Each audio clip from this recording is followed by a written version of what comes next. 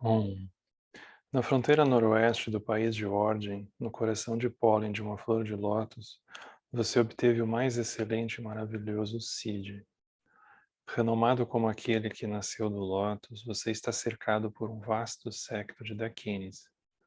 Enquanto pratico seguindo seus passos, rogo que se aproxime para conceder suas bênçãos. Ó Guru Pema, conceda-me os Cids. Origin Yuji Dujan San Pemage Sardon Pola Yasen Chugin Yodrumye Pemajun Neje Sudran Kordo Kandro Manpekor Che Che Je Sudadrupche Jinjin Lab Chir Jesus So Guru Pema Si Hum Orjen Yuji Lubjan San Pema Ge Sardum Pola Yatsen Chogi Nyudrum Ye Pema Jun Eje Sudran Kordo Kadro Mampe Kor Che Che Je Sudak Drup Che Jinjit Lab Chir Je Su So Guru Pema Si Je Hum. No Buda, no Dharma e na excelente Assembleia da Sangha, até que alcance a iluminação, neles eu tomo refúgio. Através da minha prática das 6 perfeições, possam todos os seres sencientes alcançar o estado búdico. Sanjay Chodan Suchi Chodan Lajan Chu Bardu Dagni Chapsu Chi Daki Jinso Jipe Sonan Chi Drupa Pinchi Sanjay Drupashu Sanjay Chodan Suchi Chodan Lajan Chu Bardu Dagni Chapsu Chi Dagi Jinso Jipe Sonanchi Rula Pinchi Sanchi Drupasho.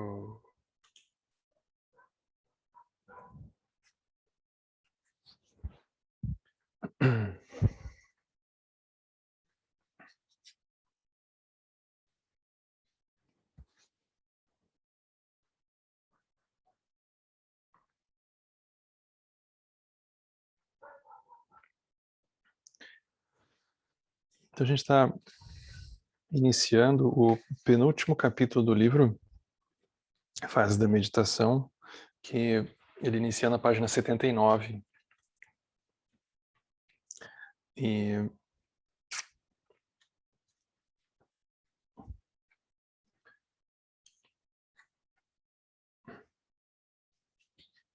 essa abordagem, ela é completamente revolucionária com relação a tudo que a gente vem olhando até aqui, né? A gente vai começar a olhar esse tema hoje, a gente não tem como concluir ele. E para a gente contextualizar, essas contemplações que a gente está sendo convidado a fazer pelo Khenpo Tsutring Gyaltsen sobre a natureza do vazio, sobre a vacuidade, elas só fazem sentido, só vão fazer sentido se a gente lembrar que a gente está no samsara e que dentro do samsara dói, tem experiência de sofrimento. Então a gente começa a se perguntar o que a gente faz, né? O que a gente faz? E uma coisa que o budismo é muito direta é que a gente não consegue desenvolver estratégias para se proteger do sofrimento. A gente consegue invernizar um pouco por um tempo, até que aquilo se desmancha. Então, se a gente tiver mérito, o mérito ele atua como algo que nos protege como um ninho, nos protege por um tempo, mas inevitavelmente a roda gira. Então, a grande a grande revolução que o budismo, que o Dharma oferece, é como que a gente, entendendo que não tem como desviar do sofrimento, como que a gente se permite ser transformado pelo sofrimento. Quanto que a gente está disposto a ser transformado pelo sofrimento. Aí, nesse momento, essas contemplações aqui, elas começam a fazer sentido para a gente. Porque para a contemplação desse tema da vacuidade acontecer, a gente precisa estar exposto. Então, para a gente poder contemplar a vacuidade de alguma coisa, para a gente poder analisar alguma coisa, a gente tem que estar em contato. Então, a prática do Prajnaparamita, a prática dessa contemplação, ela necessita do contato. A gente precisa estar em contato, senão a prática não funciona simplesmente, ela não tem nem como acontecer. Então, a experiência do Prajnaparamita, da perfeição da sabedoria e do texto como um todo, ela vem escancarar para a gente que não tem para onde correr, a gente vai ter que olhar. Então, se a gente imaginar que a gente precisa ficar encontrando um jeito de se proteger infinitamente daquilo, é como se a gente postergasse um tipo de morte que a gente vai precisar passar.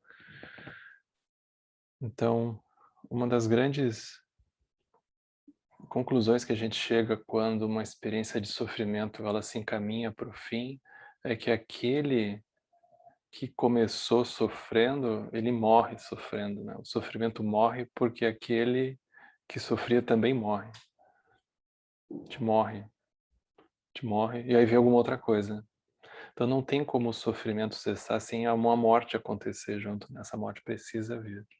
Shunryu Suzuki, ele dizia, sentar para fazer zazen é sentar para morrer uma vez depois da outra. Tão bonito isso, morrer uma vez depois da outra, estar disposto a morrer uma vez depois da outra, incessantemente. Então, quando essa morte ela acontece, ela é a morte daquela identidade e a morte daquele mundo. E aí a gente fica vendo pedaços da nossa vida que a gente ainda vive no ano passado. A gente tem pedaços da vida que a gente vive há 2 anos atrás. A gente está vivendo uma vida que ela existe, mas ela não existe. Ela não existe mais. Mas a gente ainda não morreu. Mas está morrendo. Está morrendo. A gente está vendo aquela morte. Às vezes a gente agradece aquela morte. Às vezes a gente não quer que aquela morte tivesse acontecido, né? Até que tem uma hora que não tem mais energia vital que mantenha vivo. Aí a morte sobrevém, né? A morte acontece. É sempre assim. Então tem uma morte, mas tem essa coisa muito incrível que tem alguma coisa que segue com a morte. Isso não é nem pós-vida, né? A gente está falando dentro da vida. Então, a experiência do sofrimento, ela está associada a isso. Então, essas diferentes etapas, elas estão ligadas a essa contemplação. A gente precisar estar exposto para poder olhar, para poder ver. Eu não tenho como contemplar, como ver, se eu não estou exposto. Então eu preciso estar exposto. Aí quando a gente está exposto, a gente está olhando. Seja porque está doendo, seja por qualquer coisa, a gente está olhando.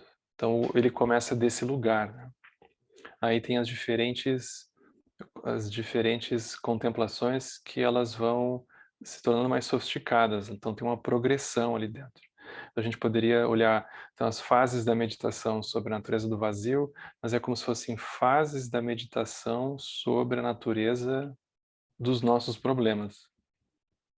Então, a primeira abordagem vai tentar olhar para essa essa sensação de dor, essa sensação de uma identidade ali dentro. A gente não encontra ela. É o início. Aí a gente pega uma situação da vida e olha com esse olho. Aí depois vem aquilo é só a sua mente. A gente consegue se dar conta de situações, por exemplo, que a gente já se sente mais maduro, e a gente olha retrospectivamente, a gente vai vendo essas progressões acontecendo como se fossem progressões de liberação daquela experiência. Então, no início a gente, mas que loucura que foi aquilo, aquilo nunca existiu, eu não existia. Aí depois a gente começa a dizer, não, aquilo era só a minha mente, foi só a minha mente aquilo. Depois a gente diz, aquilo foi só um sonho, não sei, aquilo nunca existiu, na verdade. A gente vai vendo essas progressões acontecendo. Então é como se o texto, a estrutura do texto nos convidasse a contemplar isso, né? Essas fases progressivas de como se a gente estivesse se desvencilhando de alguma coisa. A gente está todo enliado, está enroscado, está amarrado. E aí a gente vai desfazendo aquilo, aquilo vai se desenrolando com o tempo, com a prática, aquilo vai acontecendo, né? E, por outro lado, tem uma que é talvez a grande sacada dessa abordagem que a gente vai começar a olhar hoje, que é o fato de que essa abordagem, que ela é como se fosse a abordagem inevitável que a gente vai percorrer, ela dentro dela mesma, ela tem efeitos colaterais e ela não vai levar à liberação completa. Então os Prasangika vão dizer isso. Então eles vão começar a mostrar para a gente, eles vão tentar demonstrar que sempre que a gente olhar para o Dharma como uma reação ao Sansara, aquilo sempre vai ficar desequilibrado. Então, quando a gente olha para o Dharma como se fosse como uma reação que a gente tem ao Sansara, a gente tem uma reificação muito sutil da nossa própria identidade, que enfim quer chegar a algum lugar. É um pouco escondido isso para nós, mas se a gente começa a recuar um pouco a nossa posição de onde a gente está olhando, a gente começa a desconfiar. Então eles vão começar a apontar essas coisas. Eles vão começar a mostrar para nós que quando isso acontece, é muito fácil a gente ter uma sensação muito clara também de que a gente perde muito tempo e que a gente está sempre atrasado com o Dharma, com a prática, a gente está sempre em falta e a gente tem sempre um sentimento de culpa, mais ou menos escondido também. Porque a gente vai olhando os ensinamentos, aquilo é infinito. A gente também vive numa sociedade que a estrutura dela, embora se a gente olhar na perspectiva dos 5 venenos, é mais ou menos sempre a mesma coisa, mas a estrutura dela é radicalmente diferente. Então a gente fica olhando para aqueles tibetanos, aqueles indianos antigos e assim por diante, que viviam numa sociedade super muito menos acelerada, não tinha um processo de industrialização, não tinha internet, não tinha nada. E eles tinham tempo, basicamente, né? Eles tinham tempo. Aquilo era quase a profissão deles. E aí eles tinham tempo. A gente olha para a nossa vida com tudo que a gente faz, é quase a gente olhando para um super-herói. Não tem nem graça. Então a gente está sempre devendo, né? Uma sensação que está sempre devendo. E aí isso é um discurso muito comum na gente, né? Então os Prasangika, eles vão tentar arrebentar isso, porque essa identidade, ela não tem como atingir a iluminação. Como é que a gente descansa a mente de ficar sempre tentando resolver a prática, resolver o samsara, ou se livrar de alguma coisa? Como que faz? Então os Prasangika, eles vão se propor a isso, né? Então vai ficar um pouco mais claro. A gente vai só começar a percorrer esse caminho hoje, né? A gente não vai mais alguns encontros ainda. Então, para quem tem o texto, na página 79, né, o que a gente vai começar agora, ele diz assim: o sistema Sivatântrika, que é o anterior que a gente viu, ele é muito eficaz para uma compreensão inicial da natureza do vazio, porque ele corta o apego aos objetos como sendo reais. Então, vai desmanchando, a gente vai olhando, não é, não tem, não está ali. É um pouco isso, né? No entanto, embora os próprios Svatântrikas achem que ensinam um entendimento que vai além dos conceitos, do ponto de vista prasangika, o seu entendimento ainda é levemente conceitual. Sempre tem alguém para criticar, né? Os prasangikas argumentam que estabelecer a natureza do vazio por meio de um raciocínio é uma tentativa sutil de apreender a natureza definitiva com a mente conceitual. Então eles são pegos nesse ponto. Eles raciocinam sobre a natureza do vazio, mas eles ficam presos ao raciocínio do vazio. Mas não é eles, isso somos nós, né? É como se fossem diferentes jogos de visões sobre como que a gente mesmo se relaciona com essa abordagem. Então isso aqui é o obstáculo dos mais comuns que a gente vai encontrar, né? É melhor olhar assim. É como se estivesse iluminando uma classe de um patamar de prática que a gente se encontra, né? A gente pode se reconhecer, em que a gente fica filosofando, né? A gente fica pensando, a gente fica raciocinando sobre o vazio. É muito importante ter essa experiência. Então, não tem como ser diferente. Então a gente começa desmontando as coisas. A gente olha para a janela não é janela. A gente olha para a casa não é casa. A gente olha para o carro não é carro. A gente olha para a pessoa não é a pessoa. A gente começa assim, né? A gente vira um chato. Aí, não é. Aí começa assim. Aí a gente vai meditar. Como é que é mesmo que eu tenho que fazer? A gente tem alguém que fica falando ali dentro. É como se tivesse um narrador, né? Então tem o jogo, mas a gente precisa de um narrador, do Dharma. Aí ele diz, ó, passou a bola para aquele lá. Olha, tá impedido, não pode. Olha, vacuidade, te liga. Não tem um narrador. Aí se a pessoa começa a ler muito, tem um comentarista. Ah, pois é, segundo, isso aqui é a abordagem tal que você está fazendo, você tem que fazer aquela outra. Aí a gente fica viajando dentro disso, né? A gente viaja dentro disso. Então é isso que ele está alertando para a gente. Não tem como não começar dessa forma, mas é como se ele aqui começa a alertar o quão teórico é a própria experiência que a gente pode estar tendo, né? Então, uma tentativa sutil de, a partir do raciocínio, aprender a natureza definitiva com a mente conceitual. Então, a razão, ela mostra que a mente conceitual está sempre errada. Ela somente pode oferecer uma visão distorcida, em última análise, autocontraditória da experiência, e nunca a natureza da própria realidade. Então, é isso, a razão mostra que a mente está sempre errada. A gente olha e nunca é. A gente olha, parece que é permanente. Vai ter alguém que diz, não, mas é impermanente. A gente olha e diz, não, está separado de mim. Não, não é separado. Então é como se a gente estivesse fazendo sempre tudo errado, a partir da perspectiva da mente conceitual, né? Aí surge esse narrador interno que vai mostrando para nós, né? O que fazer? Os prasanghika descobrem que não tem o que fazer. Então, portanto, eles se recusam a usar qualquer raciocínio para estabelecer a natureza verdadeira dos fenômenos. Não tem como resolver.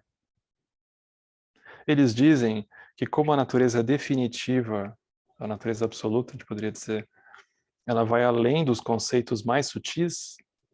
Então, conceitos mais sutis, Nishprapancha. É enganoso tentar estabelecer ou provar os conceitos mais sutis, o Nishprapancha, como uma descrição ou um conceito que expresse a natureza definitiva da realidade.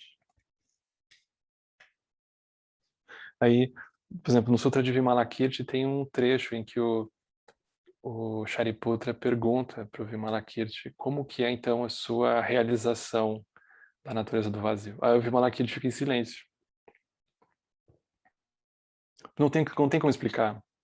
Não cabe nas palavras, né? Então aqui não é que eles vão ficar quietos, né? Vocês vão ver, eles têm um argumento para isso. Mas o argumento ele serve para mostrar que não tem como caber dentro de uma palavra. Basicamente isso. Dentro de um raciocínio. Então os Prasangika Madhyamaka, eles são inflexíveis em não postular nada de positivo ou negativo.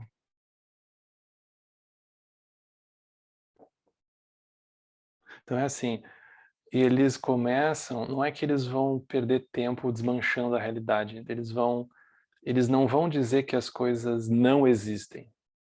Isso seria um extremo, né? Então, eles não vão negar as coisas no sentido absoluto, mas eles também não vão afirmar a existência. Então, o que eles estão tentando fazer é colocar esse eu, essa identidade interna, esse praticante interno, que quer pegar a vacuidade, que quer entender a vacuidade, que quer pegar a iluminação e colocar num lugar completamente desconfortável para essa identidade, que é não ter onde se agarrar. Uma experiência aberta. Isso que eles tentam fazer. Alguns argumentam que essa é uma visão desonesta, como se eles fugissem do debate, né? No sentido que eles estão, então, simplesmente evitando tratar de questões, e eles se recusam a permitir que os seus oponentes refutem as suas opiniões. Mas, no entanto, tem algo muito profundo nesse método. Ele é bastante intransigente na sua refutação sistemática de todas as tentativas conceituais de apreender a natureza do absoluto. Então começa aqui nesse ponto, é como se fosse chegando de perto, diante de uma dimensão que as palavras elas não dão conta. Então começa a surgir os koans, por exemplo, começam a surgir aquelas experiências muito diretas, começam a surgir simplesmente uma forma de apontar, né, como um dedo que aponta, e só. Mas se a pessoa ficar presa no dedo, ela não vê. Como fazer, então? Como descansar a mente conceitual? Então aqui começa, se até agora a gente queimou os neurônios pensando, aqui essa mente conceitual ela vai precisar descansar. Como que ela descansa? Os Prasangika vão tentar oferecer isso. Os primeiros Prasangika da Índia e do Tibete, eles também não afirmavam nada sobre a aparência relativa dos fenômenos. Eles consideravam que a natureza dela também estava além dos conceitos mais sutis sobre a existência, inexistência, etc. Aqui ele faz um comentário quase histórico, mas é muito interessante. Alguns prasangikas posteriores, especificamente da escola Gelupa do Tibete, eles sustentam pontos de vista sobre a natureza dos fenômenos relativos. Eles estabelecem, por meio do raciocínio, que os fenômenos relativos existem convencionalmente. Em sânscrito seria Vyavahara. Outros prasangikas acham muito duvidoso que esse sistema possa ser de alguma forma considerado prasangika. Uma série de refutações contundentes sobre a visão Gelupa foi apresentada, tanto pelos próprios Gelupas como por outros eruditos, e o debate ainda continua até hoje, mesmo agora quando o Dharma se dissemina pelo Ocidente. O debate certamente continuará aqui. Talvez os eruditos ocidentais o resolvam, uma vez que os tibetanos não conseguiram. Eu sempre acho que ele está tirando onda quando ele diz isso, né? Porque pensa, quantos séculos esses tibetanos não ficaram pensando sobre essas coisas, né? A gente está falando assim, Tsongkhapa, nesse naipe, né? Nesse naipe. Mas tudo bem. Então tá, vamos pegar a visão. Ele vai escolher uma, então. Aqui ele vai ter que se decidir, né? Então o campo diz assim: consideraremos apenas a visão prasangika original, a mais antiga, durante as fases da meditação sobre a natureza do vazio. Ou seja, nós nos limitaremos a refutar todas as visões, mas sem afirmar qualquer contra-argumento, estabeleça qualquer ponto de vista próprio nosso. Isso é a experiência direta da natureza da realidade. Só que para a identidade é horrível, porque a identidade quer um atestado que o outro é um monstro. Aí tu não consegue o atestado que o outro é um monstro. Aí tu quer o atestado que tu tá certo. Aí tu não consegue o atestado que tu tá certo. Aí tu quer o atestado que o outro tá errado. Aí tu não consegue. Aí como ficar? É quase um não lugar, né? Quase um não lugar. Então, os Prasangika, eles vão fazer isso. É muito sofisticado, porque no fundo, vocês vejam, são etapas progressivas. Isso aqui só faz sentido se a gente levar em conta tudo que a gente viu até agora. Então, isso aqui não vem para aniquilar o que a gente viu, mas vem justamente para iluminar. É como se fosse uma compreensão muito profunda dessa qualidade sem conserto do samsara. Como repousar nisso, né? Aberto, mas de um jeito tão profundo que a própria natureza profunda da realidade é contemplada e é percebida e é vista, né? Isso que eles estão sugerindo.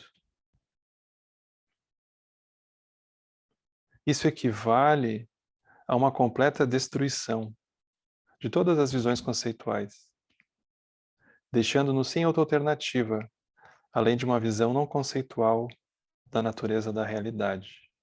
Como ter uma visão não conceitual? Ter um gosto, né? Ter um cheiro, ter um sabor da natureza da realidade. O objetivo para a Sangika é silenciar completamente a mente conceitual, permitindo que a mente repouse na liberdade absoluta dos conceitos. Eles querem silenciar a mente conceitual. É um pouco um paradoxo, mas faz sentido. Eles esgotam a mente conceitual, aí tem uma hora que dá tilt, ela desliga. Aí a gente consegue se aproximar de uma experiência menos teórica das coisas, né? No Zen, eles usam os métodos muito diretos, né? Tem uma das primeiras bodhisattvas, eu não vou lembrar agora qual, que o Tokuda-san, que era o mestre do Lama na época que o Lama era do Zen, né? O Tokuda-san conta essa história da palavra secreta. São umas histórias meio míticas, assim, do Zen, né? E a história é que o Buda, quando atinge a iluminação, ele é como se o Buda tivesse descoberto a palavra secreta, né? A história mítica é um pouco essa. E aí quando Mahakasyapa, que é o segundo Buda, vamos dizer assim, é o que vai se tornar o segundo patriarca, né, como eles chamam, vai seguir o Buda da transmissão da palavra secreta para o Mahakasyapa. Aí depois vem o Ananda. Aí aquilo vem vindo, Bodhidharma, e assim vai, né? Chega na China. Passa por Nagarjuna, todo mundo. Mas é como se fosse sempre essa imagem de uma palavra secreta que tu conta para o outro, né? E aí tu conta a palavra secreta e vem vindo.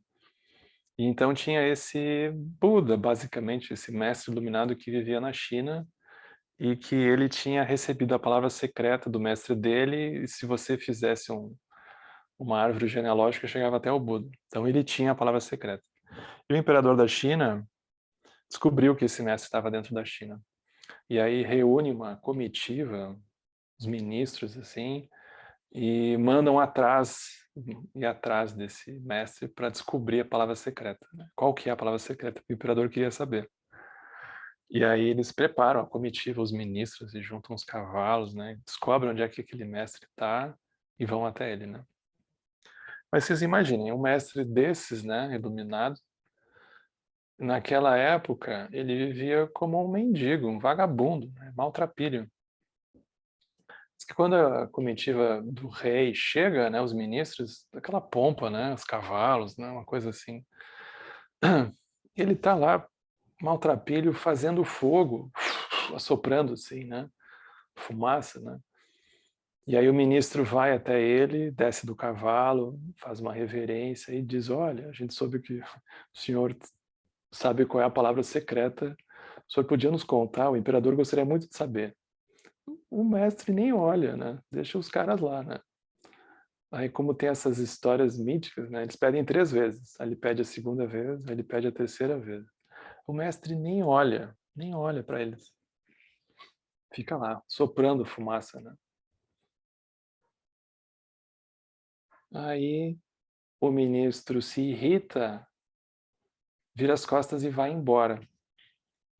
Quando ele estava a uma certa distância, o mestre então chama: ministro. Aí o ministro se vira, assim, não esperava, né? Ele se vira. Aí, na hora que ele se vira, o mestre diz: olha, essa é a palavra secreta. Se você entendeu, é essa. Se você não entendeu, essa é a razão pela qual ela é chamada de secreta. Então, no Zen eles contam isso. Mas é muito interessante, porque o que acontece? Ele levou o ministro até a exaustão, ele fez aquela formalidade, né? Ele pediu, e o mestre nem olhou. Ele começou a fritar ali dentro, né? Ele fritou. Aí ele ficou puto, né? Ele virou as costas e foi embora. Aí ele não esperava aquilo. Quando o mestre chama, na hora que ele vira, a mente dele está completamente aberta, receptiva, presente, além de qualquer coisa a se agarrar, rejeitar, conceitualizar, está ali presente. Aí o mestre tira uma onda com ele. Se você reconhece essa qualidade desperta, é isso. Se você não reconhece, está explicado por que chama de secreto. Então eles não vão fazer uma análise, eles não vão fazer um exercício muito exaustivo, mas é como se tivesse um atalho, um truque que a pessoa pode tentar pegar, né?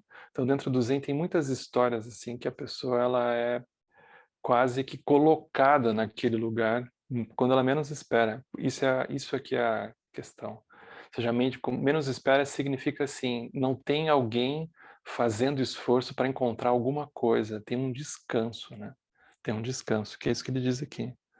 O objetivo para Sangika é silenciar completamente a mente conceitual, permitindo que a mente repouse na liberdade absoluta dos fenômenos. A liberdade absoluta dos conceitos é o que os prasangikas chamam de natureza do vazio.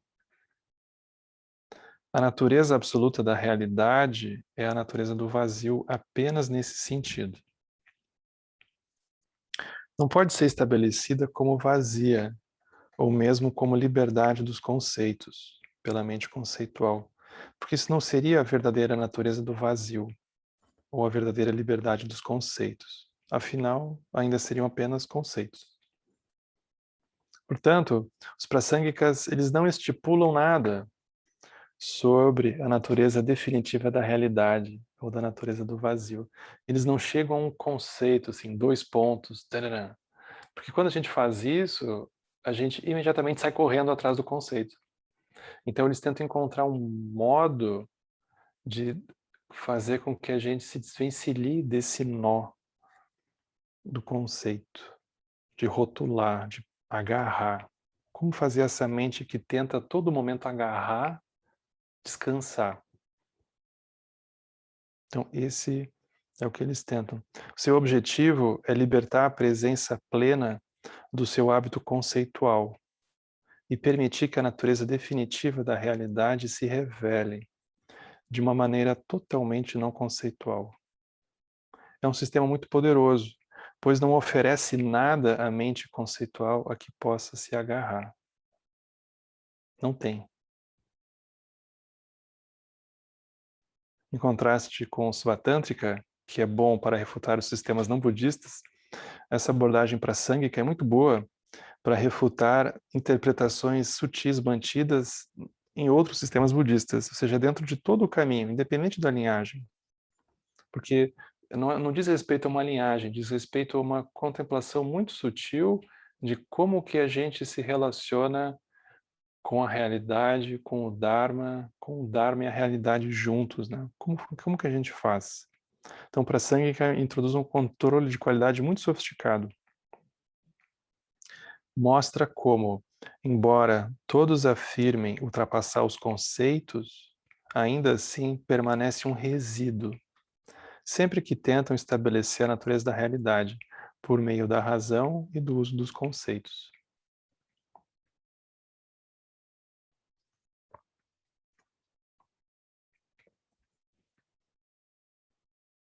Então, aqui ele vai começar a dizer, mas como que isso funciona?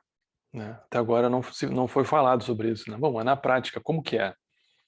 Então, aqui ele vai voltar a esse exemplo do sonho, que é muito prático ao mesmo tempo, né? Ainda que seja meio abstrato, ele é muito prático. Então, na página 81 tem ali o exemplo do sonho. Então, a gente vai começar, não sei se vai dar para terminar isso aqui hoje, mas ele vai começar, então, a tentar pegar um exemplo, né? Então, por exemplo, na visão svatântrica, que é a anterior, é como perceber que o fogo ou o tigre do sonho não são reais. Então, para quem lembra, né, nos encontros anteriores, do capítulo anterior, tinha esse exemplo que ele usava, que a pessoa estava no meio de um pesadelo, basicamente, né, de um sonho. Um sonho, tem um tigre, tem um fogo pegando, né? Aí tem um pavor ali comendo solto. Aí o Svatântrika vai convidar a gente a dizer, olha, acorda, não tem nada ali, olha, veja, não tem, não tem. Então tem alguém dizendo, não tem, acorda, acorda. Então dessa maneira tem um conceito. O que é o conceito? Tem uma coisa que é real, tem uma coisa que não é real. É como se é muito interessante pensar assim, é como se aquilo que parece real não é. Então, é a não realidade do real. Então, tem uma dualidade ali funcionando. Te vê, mas não é. Te vê, não é. Deve ser outra coisa. Então, a gente fica buscando, né? A gente fica buscando algo. Então, tem um conceito, ainda que sutil, de uma natureza do vazio real e um fogo ou tigre irreais. Em outras palavras, há uma divisão conceitual delicada entre as verdades absoluta e relativa. É como se a gente precisasse fazer um esforço. A gente olha, como é que é mesmo? Ah, não é real, é só um sonho, é só um sonho. Então tem um conceito de sonho, tem um conceito de que aquilo não deve ser, né? Então a gente tem algo como se fosse uma teoria e tenta colar aquilo no que a gente está vendo. A visão prasangika é como perceber diretamente a verdadeira natureza do fogo ou do tigre do sonho, sem primeiro precisar negar o sonho para estabelecer a natureza do vazio. Bate o olho, a gente já sabe que aquilo é o que aquilo não é. A gente não precisa desmontar. A gente não precisa fazer esse exercício de voltar, mas como é que era mesmo? Aí a gente não consegue. A gente pensa, poxa, mas eu já vi que isso aqui não é real. Por que agora eu não estou conseguindo? E são as etapas anteriores ainda, em que a gente tem um esforço, né? Mas aqui é como se já fosse uma espécie de amadurecimento disso. A gente tantas vezes já tentou fazer esse exercício que daqui a pouco aquilo começa a cair de maduro. Tipo, bate o olho, não engana mais. A gente não precisa negar o sonho para estabelecer a natureza do vazio. Eu não preciso negar a experiência. Eu não preciso desidratar a experiência. Eu não preciso desmanchar ela. Eu não preciso fazer um raciocínio. Como é que é? 5 escândalos. Eu não preciso fazer isso, né? Eu olho, eu já começo a adivinhar. Eu vejo. Mas isso é um amadurecimento. Não começa, a gente não começa necessariamente desse lugar, né? A não ser que seja como Alan Wallace fala, as faculdades superiores, né? Mas o resto, a gente vai indo. Se não existe o conceito natureza, se não há o conceito de real, não há o conceito de irreal. Se não existe o conceito natureza intrínseca, não existe o conceito ausência de natureza intrínseca. Então isso aqui é como se agora a gente estivesse se livrando do livro inteiro, né? A gente passou o livro inteiro tentando decorar isso aqui, agora a gente joga para fora, a gente joga fora, né? Joga fora tudo. É a parte mais difícil, porque a gente era apego. Assim, a mente repousa na completa paz, sem qualquer artifício conceitual. O tigre do sonho, ele não precisa do conceito da natureza do vazio para negar uma realidade que ele nunca teve. Nunca teve. Aí no início é no sonho, mas na vida não. Aí o exercício começa a ser esse, né? Como que na vida eu vejo? Aí eu não preciso negar a experiência, porque ela nunca teve a realidade que ela parece que tem. Nunca teve. Então, para sangue que tenta nos colocar nessa experiência. Essa é, obviamente, uma maneira muito mais avançada de praticar do que o Svatântrika. Mas, de um modo geral, não é possível obter uma compreensão não conceitual da natureza do vazio imediatamente. Esse comentário é muito importante. É muito bom usar a abordagem svatântrica para estabelecer a natureza do vazio no início. Isso ultrapassa o modo de pensar conceitual usual, que toma a existência e a inexistência por garantidas. Depois, é preciso usar o prasangika para transpor completamente a mente conceitual. Nos permite ir além da tendência de separar a verdade relativa de como as coisas aparecem da verdade absoluta de como elas realmente são. Enquanto se separam as duas verdades, a compreensão da natureza do vazio permanece levemente conceitual. Uma vez que nós abandonamos a tendência de dividir sutilmente as duas verdades, vemos o relativo como naturalmente vazio. É como observar os sonhos naturalmente como eles são, sem artifícios ou confusão. Então, nós vemos que a verdade relativa e a verdade absoluta são apenas denominações para dois aspectos de uma única realidade. Até os termos relativo e absoluto são criações conceituais. Numa última análise, não existe essa distinção. Então, isso aqui é muito verdade, porque a gente pode pegar alguma coisa que para nós é uma coisa relativa, mas pode ser que para a pessoa do nosso lado, aquilo é a realidade absoluta da pessoa. Ela não consegue relativizar aquilo. Ela diz, não, isso aqui é sim. Diz, não, pô, olha lá outra pessoa. A outra pessoa está vendo daquele jeito. Eu vejo assim. Não, é assim. Então a gente vai vendo que para uns a verdade é relativa, para outros aquilo é absoluta. Mas são conceitos, né? Então, cada um de nós tem algumas coisas que a gente vê como relativo, mas tem outras que a gente vê como absoluto. O absoluto significa assim, aquilo não se mexe. Aquilo nós estamos condenados a ficar ali. Essa é a sensação de absoluto. Né? Aquilo não vai passar. Aquilo é assim e deu. Meio catastrófico, né? Dramático. Mas são conceitos. Daqui a pouco aquilo que era absoluto, a gente vê como relativo. Numa última análise, não tem essa distinção. Num sonho, muitas coisas aparecem que são vazias. Se elas são vazias e não são reais, como sua essência vazia pode ser real?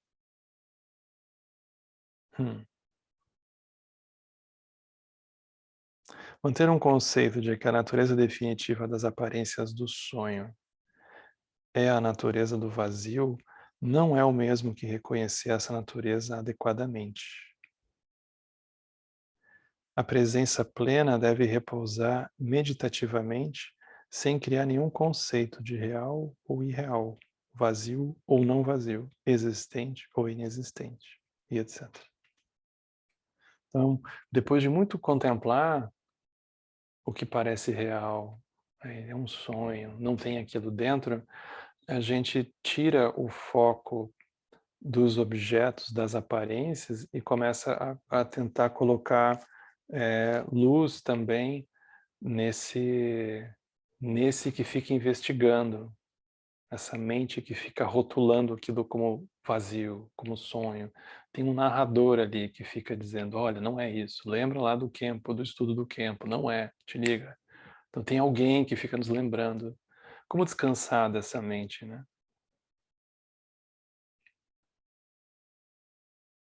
Então, isso que ele diz, deve repousar meditativamente sem esforço, sem criar nenhum conceito de vacuidade, perdi. Um conceito de real ou irreal, vazio, não vazio, existente ou inexistente, etc. Né? O Kempo nos ajuda, ele diz assim, olha, até que essa natureza não conceitual tenha sido descoberta, no entanto, não é possível evitar conceitos positivos e negativos sutis. Então ele diz, olha, nós estamos perdoados. Nós vamos fazer isso. Não tem como escapar. É por isso que é útil passar por todas as fases dessa meditação sobre a natureza do vazio. Em cada fase, aprendemos a reconhecer e nos familiarizar com todos os conceitos sutis que irão se esgueirar repetidamente durante a meditação. Ao reconhecê-los, enxergamos a natureza deles de uma maneira mais clara e, eventualmente, a mente se cansará deles. Isso aqui é importante. Então, a mente vai ter que se cansar de ficar procurando ver a natureza do vazio. É quando, paradoxalmente, quando ela desiste, ela está ali, né? Ela já está ali.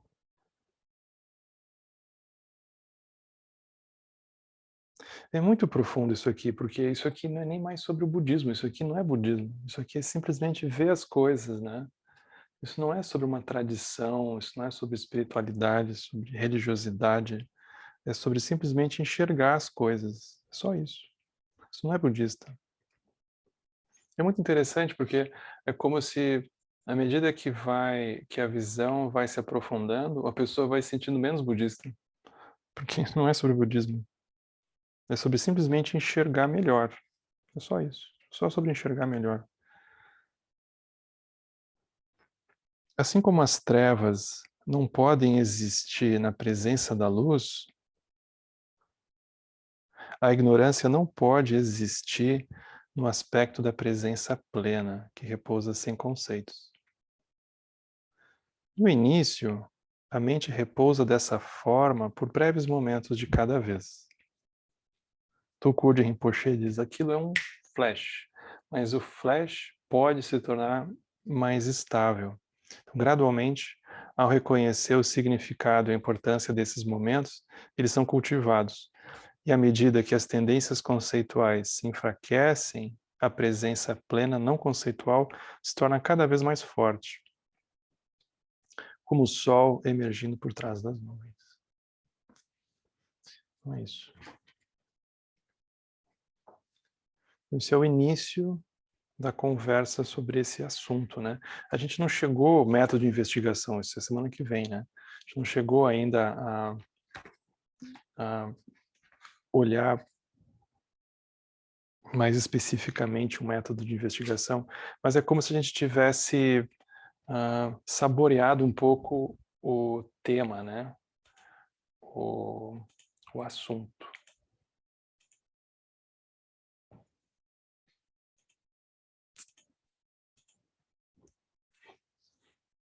É isso. Então, com relação ao texto, né, a gente vai parar aqui para a gente poder ter um tempinho para conversar.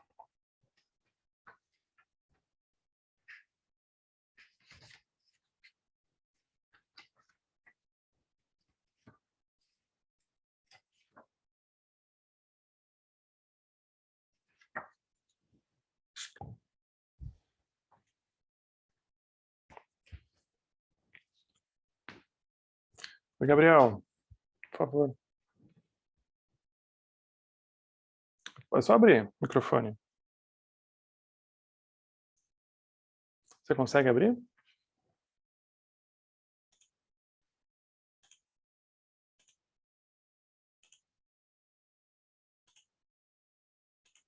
Eu não consigo abrir o seu. Eu estou pedindo para você abrir aqui. Tá? Agora sim. Agora sim. Tudo bem, Henrique? Tudo bom. Eu tô intuindo que essa escola mandâmica está começando a apresentar a natureza da luminosidade e a relação que ela tem com o vazio. E eu também tenho feito ultimamente o estudo do livro como assim, o Lótus Branco. Então, se você me permite fazer uma pergunta que esteja um pouco relacionada a essas duas coisas. Você está lendo o livro inteiro? Sim, eu estou lendo, inclusive fazendo um estudo que está disponível na internet do que você fez. Acho que no SEB do Rio. Um Certo, estudo uns bons antigo, anos né? isso. É antigo já. Eu era É, jovem. a minha pergunta é como se relaciona isso, né? Porque me parece que, bem, Guru Rinpoche ele nasce sobre um lótus que é luminoso, né? Ou seja, o Guru Rinpoche ele é o nascimento dentro de um lótus luminoso. Uhum. Isso é uma coisa que eu venho contemplando. E nesse sentido também, tem vários aspectos aí reunidos. Que, primeiro, eu entendo Lotus que exista verdadeiramente como um Lotus, existe um Lotus luminoso, e, portanto vazio, Uhum. inseparável.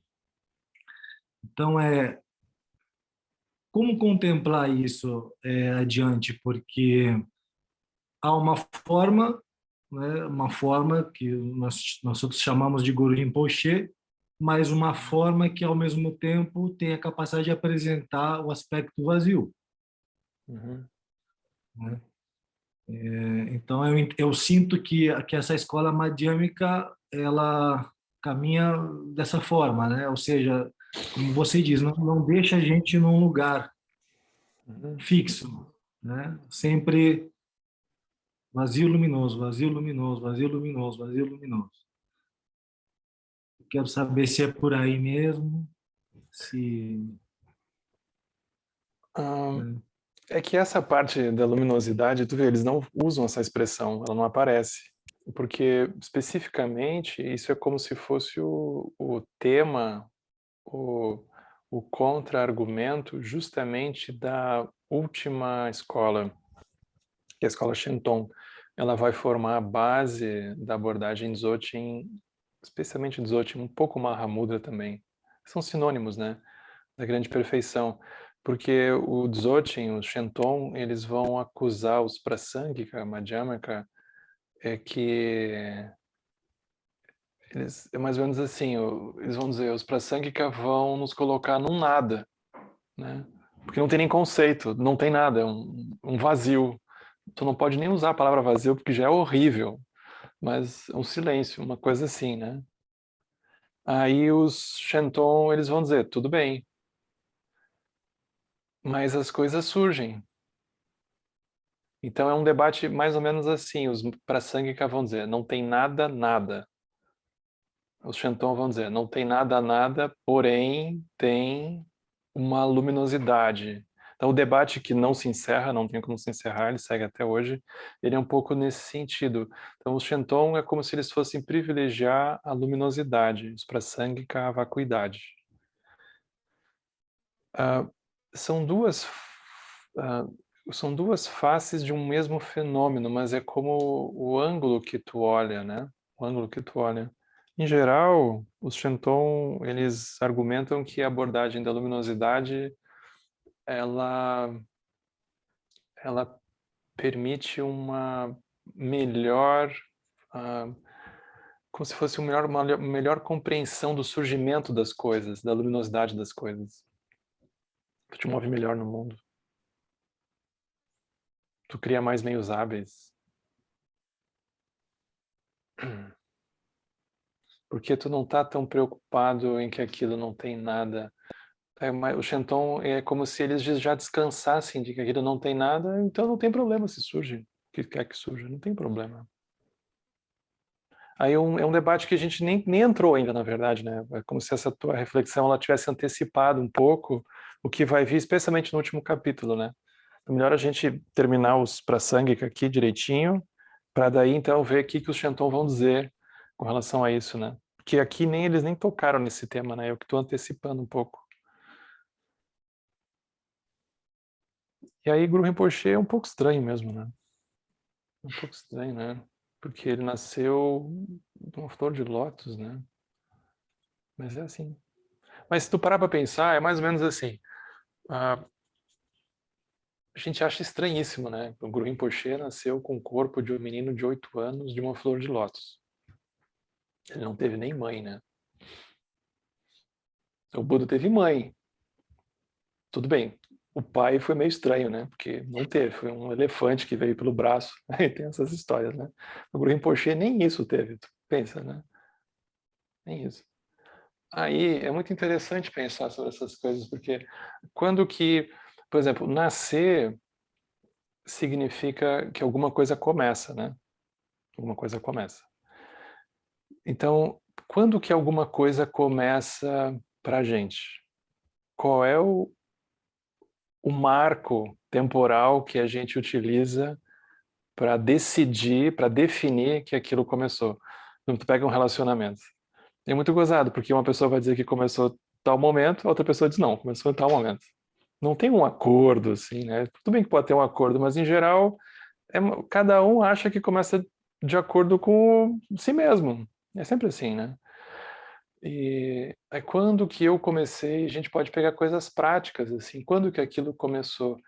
Aquilo nunca começou quando, necessariamente quando a chave foi dada para nós, a gente ganhou a chave daquilo na mão. Aquilo começou quando? Quando eu tive aspiração, às vezes a gente ganhou a chave, mas a gente já estava morando lá dentro, né? A gente já estava vivendo aquela vida não era nossa, mas já era, aquilo já tinha começado para nós. É muito interessante. Quando que começa? Então, Guru Rinpoche é como se ele escancarasse o fato de que a realidade toda ela é sutil nesse sentido, né? E aí ele exagera isso com o exemplo dele mesmo, surgindo de uma flor de lótus. Ele dá esse testemunho, ele exagera isso, né? Ele escancara, ele quebra todos os conceitos, né? Nada do que ele faz consegue ser entendido de uma maneira conceitual, de uma maneira externa, né? Nada de Guru Rinpoche tu consegue entender de uma forma externa. Tudo é sutil, né? Aí quando que alguma coisa termina? Quando a pessoa foi embora, mas a gente dá uma olhada, aquilo já tinha terminado. Mas quando foi? É quando a pessoa morreu, mas a pessoa já estava meio morta.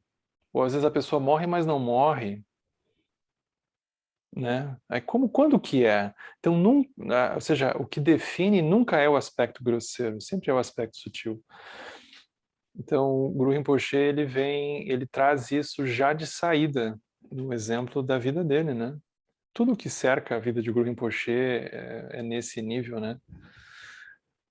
Se a gente não foi apresentado ao Prajnaparamita, aquilo é muito estranho. Assim, sendo apresentado ao Prajnaparamita já é muito estranho, né? A gente vai ler a biografia de Guru Rinpoche, que nem é o Lotus Branco, né? Não está traduzido para o português, né? Se chama Lotus Born. Ela é muito surreal. Mas é isso, né? É tudo nesse nível, né?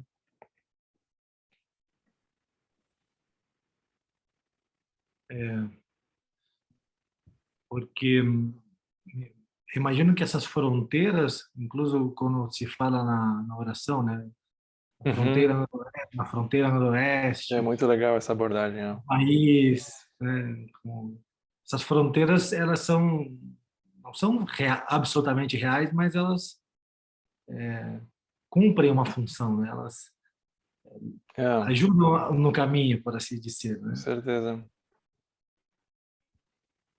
Elas ajudam, mas se a gente olhar dentro, a gente não acha. Mas não significa que elas não funcionem, né? Mas a gente não acha. A fronteira noroeste que está na prece, né? É muito interessante, né? Fronteira. A fronteira é um lugar excelente, porque você não está com os dois pés em cima de alguma coisa, que é tudo que a gente quer dentro do Sansara, né? Dentro do Sansara a gente quer ter uma certeza que a gente vive aqui, que isso é a minha vida, e que essa pessoa está aqui, ela vai ficar aqui. É tudo assim, né? E que eu estou começando isso vai dar certo. É sempre assim, a gente quer os dois pés naquilo. A gente quer certeza, a gente quer garantia, promessa, e vai levar multa se não cumprir, né? É sempre assim. Aí, Guru Rinpoche, ele nasce, só na Flor de Lótus, na fronteira. Então, ou seja, ele tá e não tá ao mesmo tempo. Porque fronteira é isso, tu não sabe onde é que tu tá. Tu tá com um pé na existência e um pé na não existência. A gente sempre tá nesse lugar, né? Mas é como se ele escancarasse isso, né? Então, isso é só a explicação da palavra fronteira. Cada palavra da prece, 7 linhas, é assim, é, um- é mind-blowing, né, de significados. É muito bonito isso, né? Muito bonito. O texto é muito bonito, Lotus Branco. A joia. Joia. Tesouro. Obrigado, Gabriel. Obrigado a você, Henrique. Eu não sei se é a Mari ou se é o Pedro. Por favor.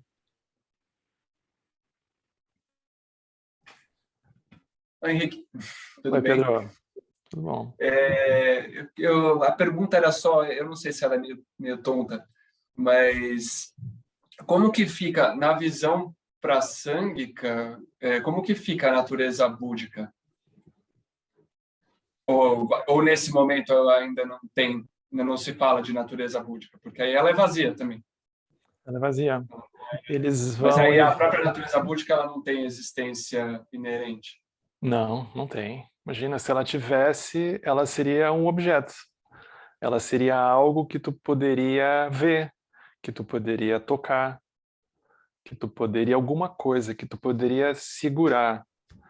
Na perspectiva do praticante seria uma desgraça, porque poderia ser um troféu, inclusive. Então ela não tem existência inerente.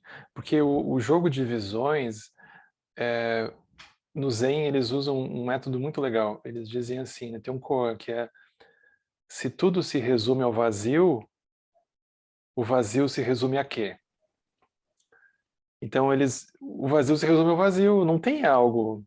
Mas a gente fica falando tanto sobre o vazio que daqui a pouco a gente criou uma entidade chamada vazio, vacuidade. Aí virou os adoradores do vazio, né? Virou os adoradores da vacuidade. Aí a gente cria um templo, as pessoas fazem prostração para a vacuidade. A gente fácil faz uma coisa dessas, né? Então a gente pega o que era para ser só a experiência por conta do conceito. Conceito aqui significa isso, a gente cria alguma coisa como se tivesse uma vida, né? A vacuidade. E a gente muito facilmente cai nisso, né? Porque como quem inicia a prática é uma identidade, é como se ela fosse atrás do cheiro da vacuidade. Então a gente acha que é um tipo de esperteza. Se eu ficar bem paradinho aqui, quieto, não seguir nenhum pensamento, eu pego. Então eu vou ficar. Então é como se a gente acha que a gente não é malandro o suficiente, por isso que a gente não viu a vacuidade. Mas se a gente for malandro, a gente pega. Tipo caçar um bicho, né? A pessoa fica ali mocosado, né? Como se diz, né? A pessoa fica bem mocosada, ela vai pegar a vacuidade. Sem a vacuidade, vai se distrair, a gente vai pegar ela. Imagina. É tudo que não é, né? Então a gente começa, por conta da dualidade, do materialismo espiritual e assim por diante, a gente começa a gerar esse tipo de relação, né? Então aqui, essa abordagem, ela, como ele diz, né? O ensinamento para Sangika, ele é excelente como um antídoto, um anticorpo ao próprio budismo. Porque o budismo cria tanto conceito, é vacuidade, é luminosidade, é a natureza primordial, é o Dharmakaya. Começam a ser tantos conceitos que a gente daqui a pouco tem que decorar isso e agora. Esse é sinônimo desse ou não é sinônimo daquele, né? A gente entra dentro dessa... enfim, é um universo gigantesco, né? Não vê fim naquilo. E a gente fica tateando meio que no escuro, assim, né? Será que é? Será que não é? E envolto, a gente está envolto num universo conceitual que a gente poderia dizer, ele é muito mais meritório do que o universo conceitual de qualquer um dos 6 reinos que a gente poderia estar, né? Então isso já é uma super vantagem para nós. Mas, e ainda assim, ele nos oferece insights. Os insights que a gente pode vir a ter no caminho, eles não são desautorizados, né? Ele não está desautorizando a experiência, mas ele está vindo aqui como um machado, né? Para cortar mesmo, às vezes, fixações muito sutis que a gente pode ter a uma experiência que a gente imagina que é, ou a um conceito, enfim, qualquer coisa nesse sentido, né? Então ele serve como controle de qualidade ótimo para a própria relação que a gente estabelece com esse tema, né, do Prajnaparamita, né?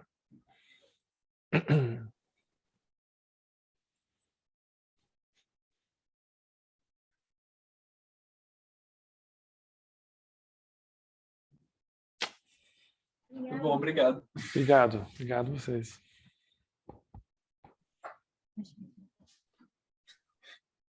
Oi, Tamara. Oi, Henrique. Oi, gente. Boa noite. Assim, eu queria dizer que no começo eu fiquei bem feliz, assim, que ele falou que ia mostrar como é que descansa, né? Aí eu achei que isso ia ser bem legal. Mas aí eu acho que eu não tô, assim, apta a passar de fase. Porque a pergunta que eu vou te fazer é uma pergunta super conceitual, porque eu tô presa nisso ainda. Eu já tinha anotado para te perguntar, mas agora eu não vou deixar de perguntar por causa disso, né? Aí, assim, porque isso tudo me faz pensar muito nesses conceitos, e às vezes eu acho que eles dão o mesmo nome para a mesma coisa. Aí eu só queria confirmar, assim, se natureza do vazio é a mesma coisa que espaço básico e vacuidade. É tudo a mesma coisa ou tem alguma diferença? Se a gente olhar na perspectiva da experiência direta, é provável que seja a mesma coisa. Mas se a gente olhar na perspectiva filosófica, é bem provável que vá haver distinções.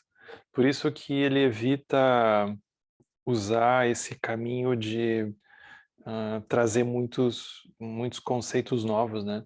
Tu vê que ele vai passando as meditações, assim, os capítulos vão avançando, as palavras são basicamente as mesmas, no certo sentido, porque ele tá evitando justamente uma abordagem filosófica em que cada fase nova a gente agora, né, mudou de sala e mudou tudo, né, como se fosse um outro idioma. Ele evita isso. Então ele tenta aprofundar a nossa compreensão daquela experiência que a gente já tem ou que a gente está passando perto dela, né?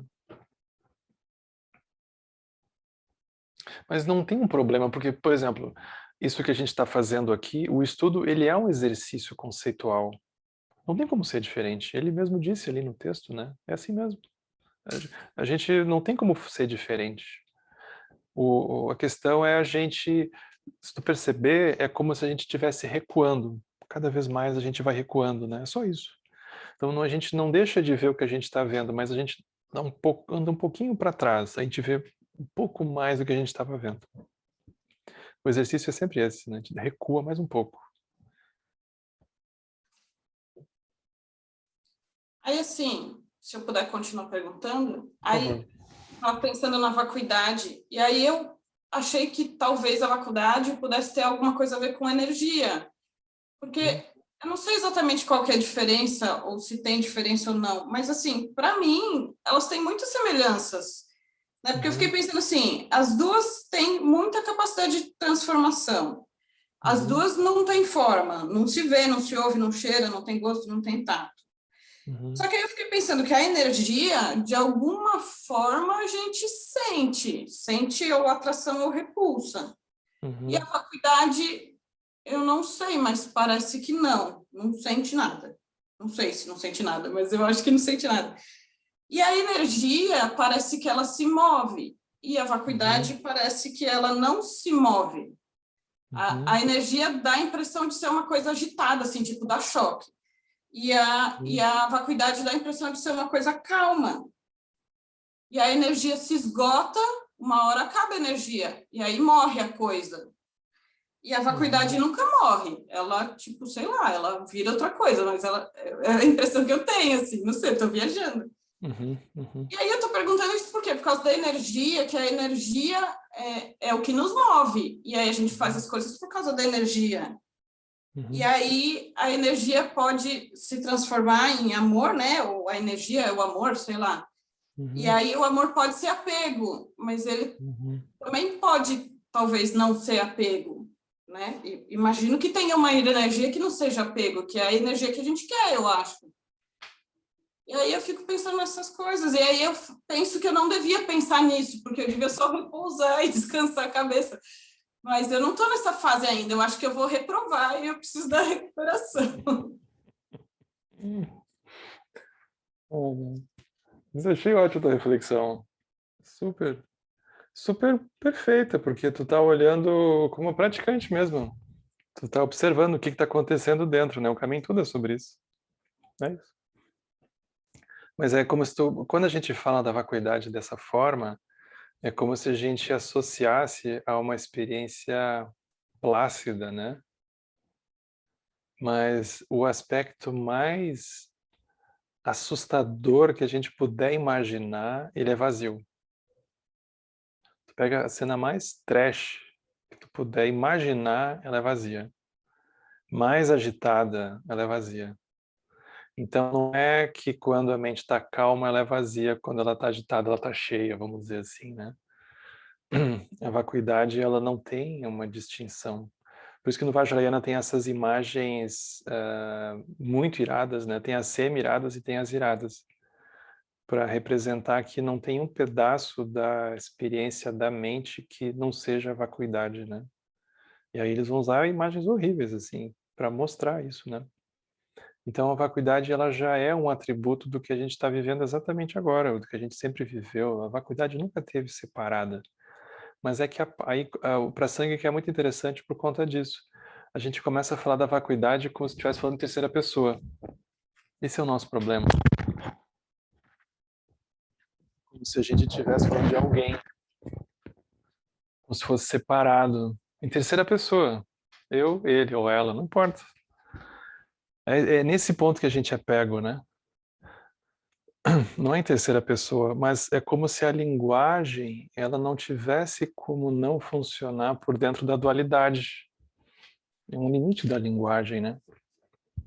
Então a linguagem ela tem esse benefício que ela nos apresenta a isso, mas ela nunca vai ser muito fiel à experiência. Ela nunca vai conseguir ser a experiência. Não tem como. Não tem como, não cabe, né? Mas não é que, enfim, então a palavra é ruim, não é sobre isso, é porque ela não se propõe, ela não tem como, né? Então é só sobre isso. Mas aí é interessante, por exemplo, o fato da gente contemplar a energia inseparável da vacuidade é muito importante. Porque, por exemplo, quando a gente olha a gente está se relacionando com alguma coisa que mexe com a nossa energia, vamos supor que seja uma pessoa. É muito interessante a gente perceber, a gente se dar conta que quanto mais intensa for a sensação de energia dentro de nós, mais intensa, ou mais perturbadora aquela pessoa se torna para nós. Aí quanto menos intensa for a energia dentro, menos perturbadora aquela pessoa parece fora.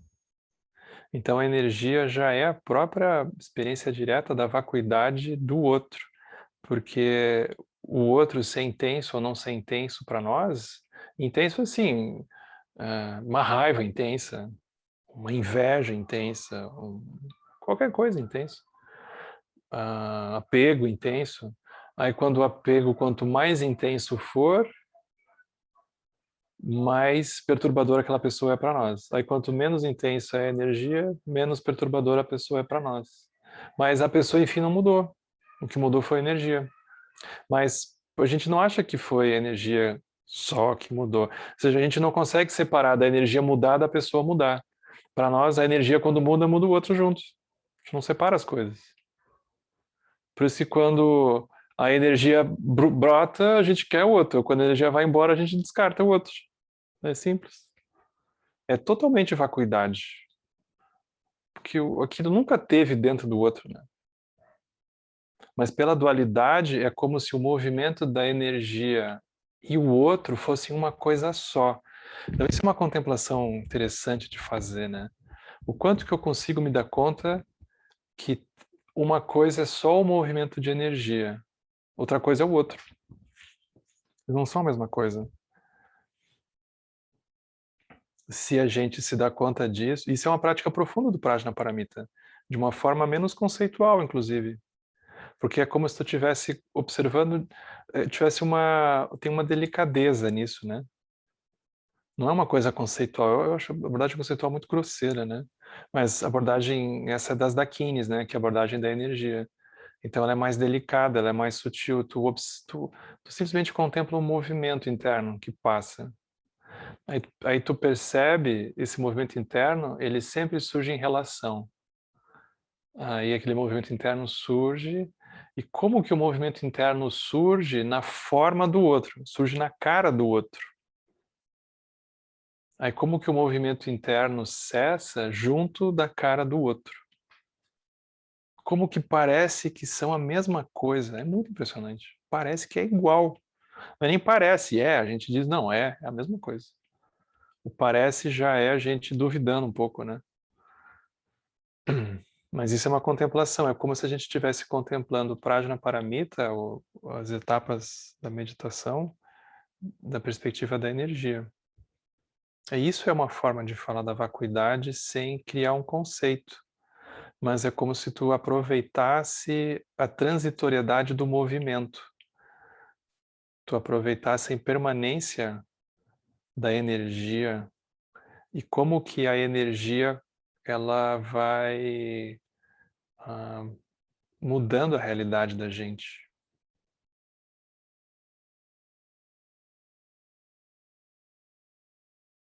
E como que a gente não consegue controlar isso? Isso é o samsara, a gente não tem controle.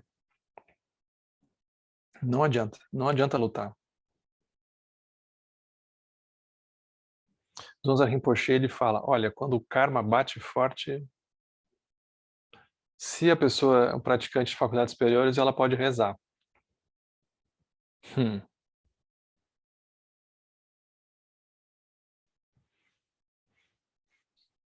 É super difícil tudo isso. Não sei se eu entendi alguma coisa do que você falou, mas no exemplo que você deu da energia, da pessoa que mexe muito com energia, eu que tenho menos energia, o que eu entendi assim, mesmo com muita energia ou com pouca energia, a vacuidade está sempre lá.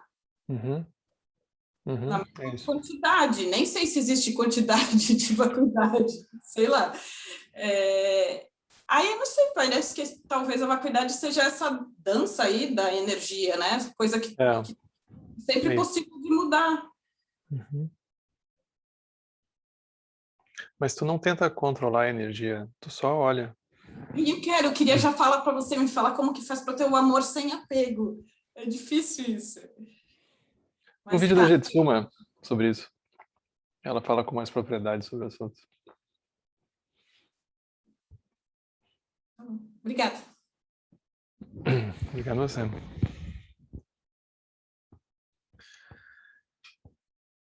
Acho que tu conhece esse vídeo, né?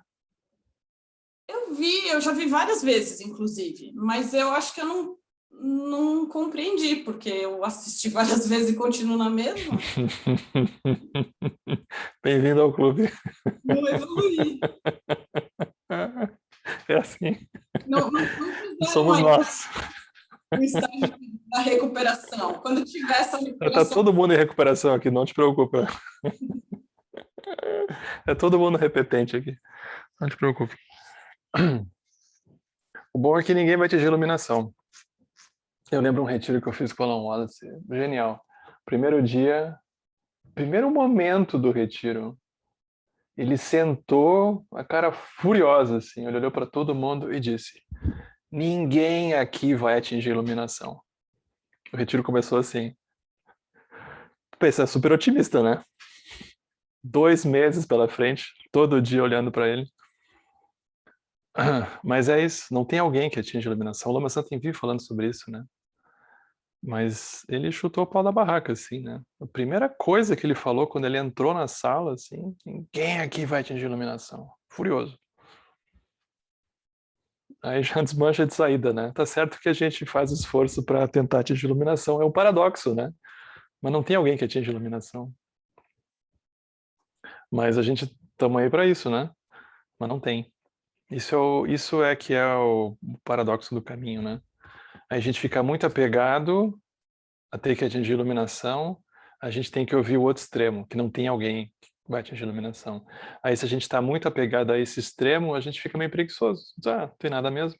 Aí a gente vai ter que ouvir sobre como que o Sansara nos aperta e que se a gente não fizer nada, vai seguir assim mesmo.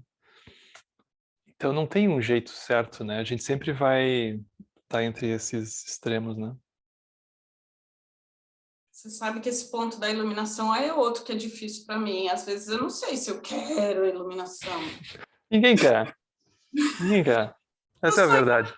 E aí Se a gente acaba... quisesse, a gente já tinha tomado vergonha na cara há muito tempo. Essa aqui é a questão.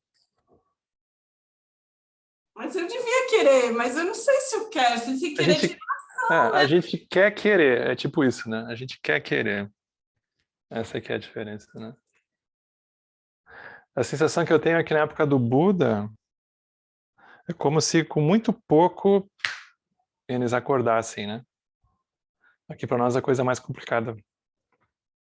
A gente está muito enfiado, né? Mas não tem problema, a gente vai indo. A gente vai indo. Obrigada. Obrigado. Então tá. Então, a gente vai fazer a dedicação. Que os méritos deste encontro se expandam e toquem a todos. Que o Mestre Universal da Paz e da Compaixão, Sua Santidade Dalai Lama, juntamente com todos os mestres de todas as tradições que veiculam essa mensagem, tenham longa vida. Que todos estejam a salvo de gerar pensamentos negativos, o obstáculo mais destrutivo. Que esses pensamentos nunca surjam em nossa mente. E que todos os seres também estejam livres de pensamentos negativos. Quem Lop Cho Sun Ring Lo Che Zan Ning Sa Sun Cha Par Pel Dro Ju Cho Sun Não Wadan Midrau Do Sun Ge De Shu